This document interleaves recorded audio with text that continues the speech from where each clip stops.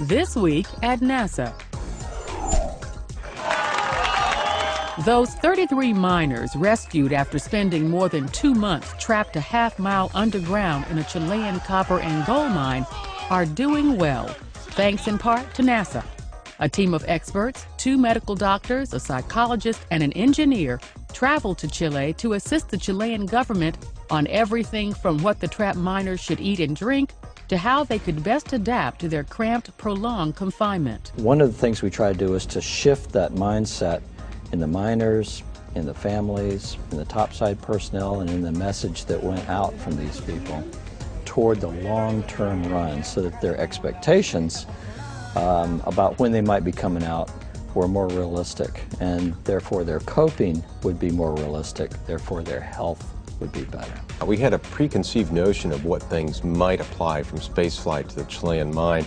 And what was surprising to us, and probably to our Chilean counterparts, once we got down there and actually understood what it was the miners were going through and looked at the difficulties that the Chilean health authorities and the engineers were going to attempt to tackle, was how many things we could actually translate from spaceflight that were over and above, well over and above what we even anticipated. NASA's experience in training astronauts for emergencies in spaceflight proved useful in the miners' rescue. NASA's part in this was just one small part in a very overwhelming effort by the Chilean government. It's all about the miners, it's all about the Chileans' response and their spirit and tenacity to go after that. We were just pleased to be a part of it. Thanks to all of you in the NASA family for tuning in.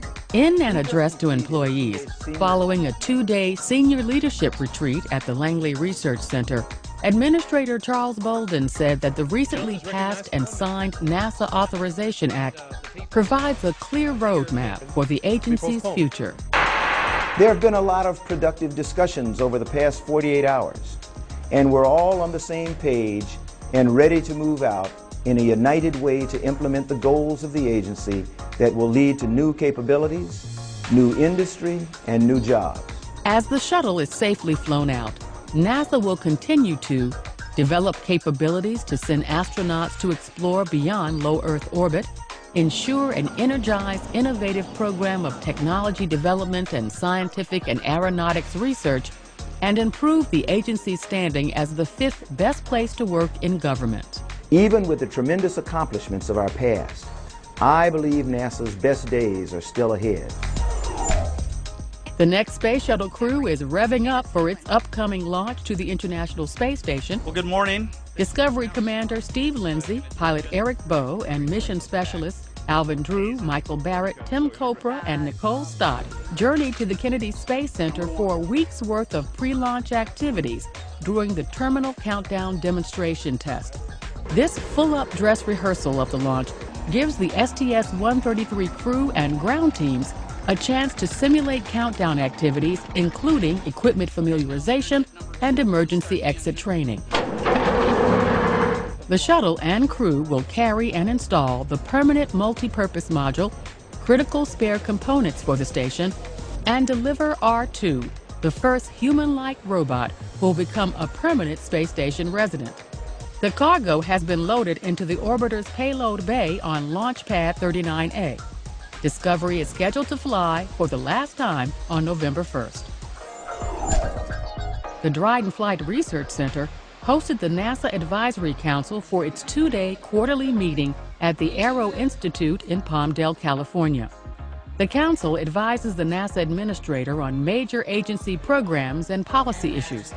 The sessions included reports by committee chairmen and comments by Deputy Administrator Laurie Garver that NASA needs to better inform the public about future aerospace research and scientific exploration in the post-shuttle era. There somehow seems to be this view that NASA in our proposed budget for the Obama administration was ending human spaceflight. The President's budget was all about leading human spaceflight into the future, having a more robust and strong program that can last for decades and centuries. On a tour of Dryden's facilities, the council was briefed on the Sophia Observatory, the Global Hawk science aircraft, and other major research and development efforts underway at the center. Main engine ignition and liftoff of the Atlas V rocket with LRO L-Cross. NASA's Lunar Crater Observation and Sensing Satellite, L-Cross mission, has won Popular Mechanics magazine's 2010 Breakthrough Award for innovation in science and technology. On time and under budget. Last packet, 11:35:35.054 seconds. The L-Cross team confirmed the presence of water ice on the moon by slamming into the lunar surface the spent upper stage of the spacecraft's Atlas V rocket, then flying through the resultant debris plume to detect concentrations of water comparable to those of the Sahara Desert. Fabricated with commercial off-the-shelf parts, the L-Cross spacecraft was cited by Popular Mechanics for setting, quote, a new standard for low-cost, high-impact NASA programs. A whole lot of the team is made up of engineers, and so we grew up reading Popular Mechanics. And so for Popular Mechanics to actually award us with a breakthrough honor is fantastic. Kind of a dream come true. NASA was among the participants at this year's International Balloon Fiesta outside Albuquerque. Not only did visitors see hot air balloons fill the New Mexico sky with brilliant color, a special aeronautics exhibition showed them how NASA research is improving aviation. The installation showcased how NASA's Green Aviation Initiative is researching ways to reduce aircraft noise and emissions while improving air traffic management. The International Balloon Fiesta covers more than 200 acres and accommodates balloons from around the world. And that's this week at NASA. For more on these and other stories, log on to www.nasa.gov.